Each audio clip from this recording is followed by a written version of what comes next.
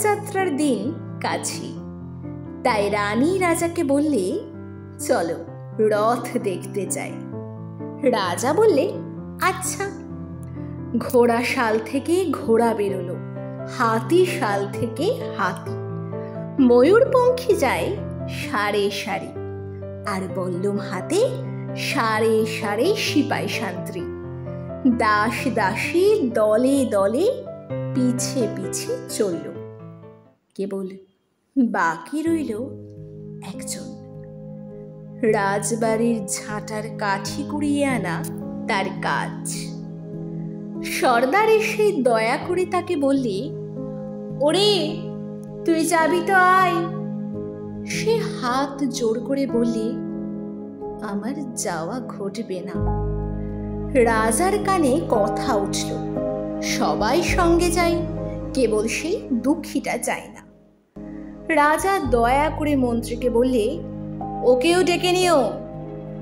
রাস্তার ধারে তার বাড়ি। হাতি যখন সেইখানে পৌঁছলো, মন্ত্রী তাকে ডেকে বললে, ওরে দুঃখী, ঠাকুর দেখবি চল। সে হাত জোর করে বলল, কত চলব, ঠাকুরের দুয়ার পর্যন্ত পৌঁছই এমন সাধ্য কি আমার আছে?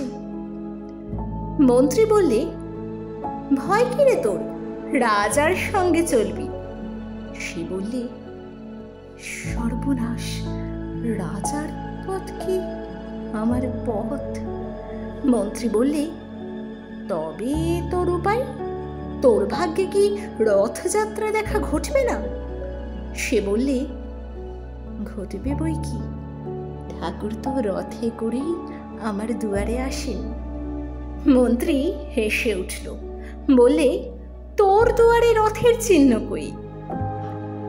দুঃখী বললে, তার রথের চিহ্ন পড়ে না।